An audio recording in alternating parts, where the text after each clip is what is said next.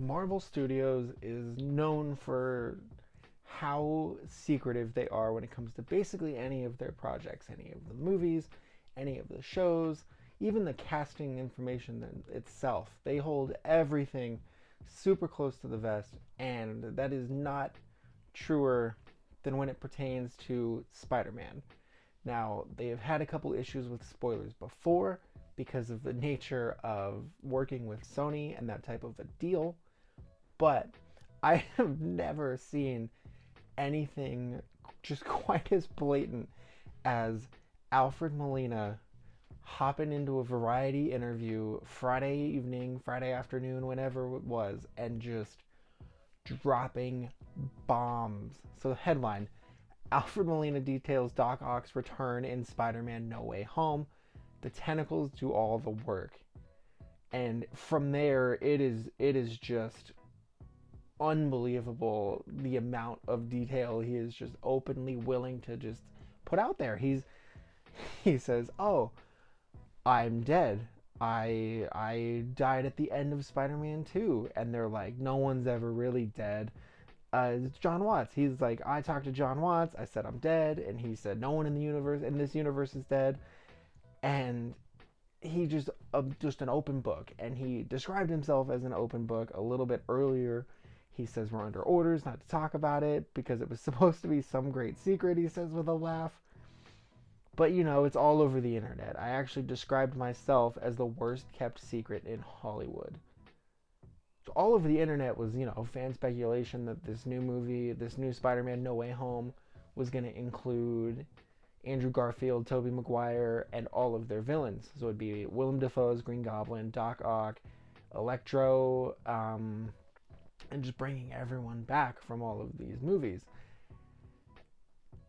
At least Alfred Molina did not say like, "Oh yeah, we were all shooting one day, me and Toby and Andrew and Willem and who else? Jamie Foxx, and I think Dane DeHaan was one, and bring Paul Giamatti back too. He was there. We were all chilling. We had all the villains from all of the movies. Like, so at least he didn't do that. But I just cannot believe that this story is not only still up online, just made it out in the first place. So like Marvel probably could have shut this down in an instant if they felt like it. And the best part is he talks about how he's aged so much in 17 years from the last time he played Doc Ock in Spider-Man 2, which is, still considered one of the highlights of superhero movies as a whole genre. And he says, "Yeah, it's okay because I realized I just have to make a funny face." But like it's the details he gives of the conversation with John Watts that are just so funny to me. So like, how are we going to deal with the fact that he's 67? And he says, John Watts looked at me and said, "Did you see what we did to Bob Downey Jr. and Sam Jackson?" It's just like he just laid the whole plan out. So there's no way Marvel can come out and be like, "No, that's not true. It's just speculation. We told him to come out here. We told him to, smoke screen it."